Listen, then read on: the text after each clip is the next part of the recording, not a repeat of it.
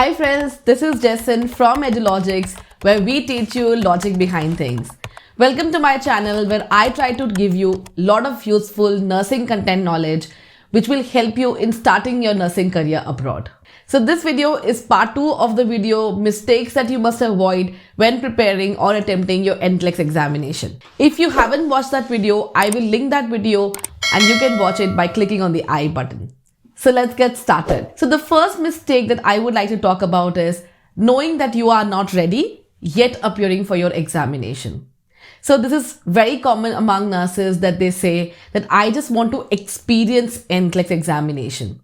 So let me tell you that it may not be a very good idea if you go and appear in the examination without being ready, knowing that you haven't prepared for it or you have been doing poorly on your mock examinations. Because not only it will add on to your stress level, but also harm you financially, because remember, NCLEX examination is not a cheap examination to attempt. So the second mistake is rebooking the examination too soon after your first failed attempt. I just want to get over with it. So this is something which is very common that everybody say if they have failed the NCLEX examination, they just want to get rid of it. But remember, it's just not sufficient to get rid of it. You want to get rid of it successfully.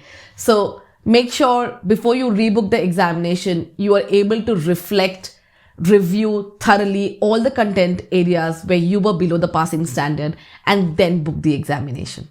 So the third common mistake is not reflecting on the CPR or candidate performance report. So many of you will know that if you have failed in your examination, NCSB will send you a candidate performance report which tells you in detail how you have done as per in each domain, whether you were below, near or above the passing standards.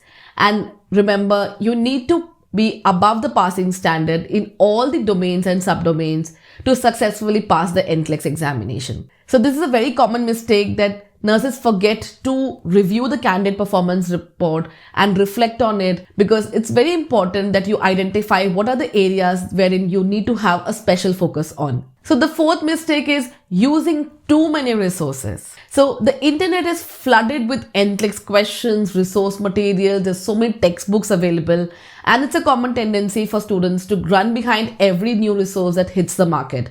Let me tell you, using too many resources or going behind all this information can result in information overload, and hence try to focus on limited number but good resources to review for your NCLEX examination. So the fifth mistake is succumbing to the test anxiety. So we all have anxiety when we go and write any kind of examination, and NCLEX is not different. It's normal to be nervous and have those butterflies running in your stomach.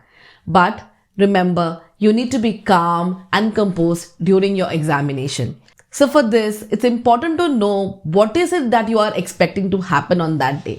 And hence, it's important that you go through the APRA NCLEX handbook thoroughly so you know what's going to happen once you hit the examination center.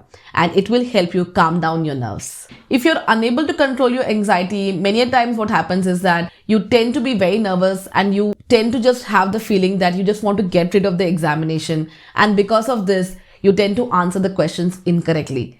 So make sure that you're thoroughly prepared and calm and composed during your examination. So that's a wrap up for our today's video. I hope you enjoyed both the parts where I've covered the common mistakes that you must avoid for your NCLEX examination. If you like this video, don't forget to give it a thumbs up and share it with your friends. Until next time, stay safe and stay happy.